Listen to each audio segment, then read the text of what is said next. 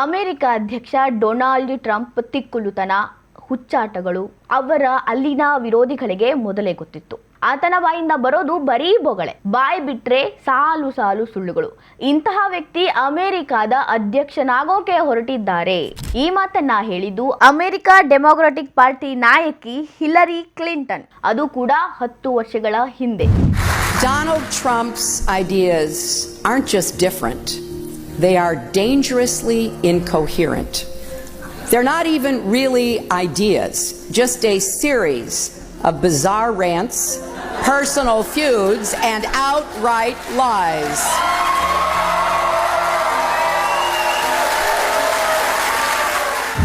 ಇಂಥವರ ಕೈಗೆ ಅಮೆರಿಕದ ನ್ಯೂಕ್ಲಿಯರ್ ಬಟನ್ ಕೊಟ್ರೆ ಏನಾಗಬಹುದು ಯೋಚಿಸಿ.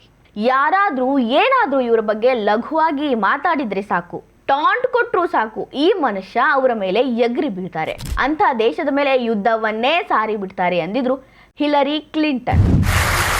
This is not someone who should ever have the nuclear codes, because it's not hard to imagine Donald Trump leading us into a war just because somebody got under his very thin skin.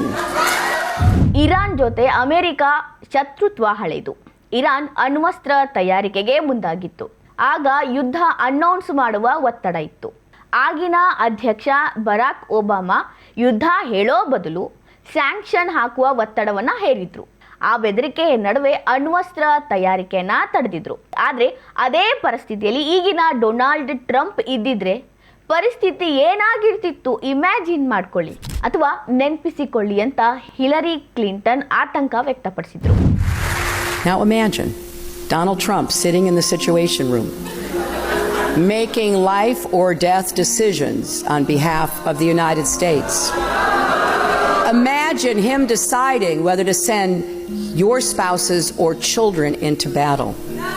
Imagine if he had not just his Twitter account at his disposal when he's angry, but America's entire arsenal.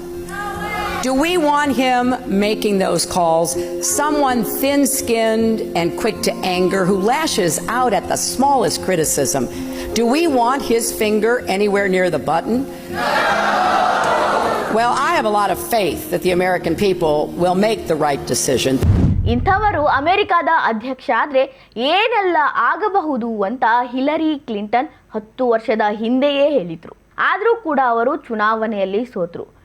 ಅಮೆರಿಕದ ಅಧ್ಯಕ್ಷ Donald Trump ಆಗ ಮೊದಲನೇ ಬಾರಿ ಅಧ್ಯಕ್ಷರಾಗಿ ಪಟ್ಟಕ್ಕೇರಿದ್ರು. ಆದ್ರೆ ಅಮೆರಿಕದ ಜನ ಆ ಮಾತನ್ನ, ಹಿಲರಿ ಕ್ಲಿಂಟನ್ ಆಗ ಆಡಿದ ಮಾತನ್ನ ಈಗಿನ ಸಂದರ್ಭದಲ್ಲಿ ನೆನಪಿಸ್ಕೊಳ್ತಿರೋದು ವಿಪರ್ಯಾಸ.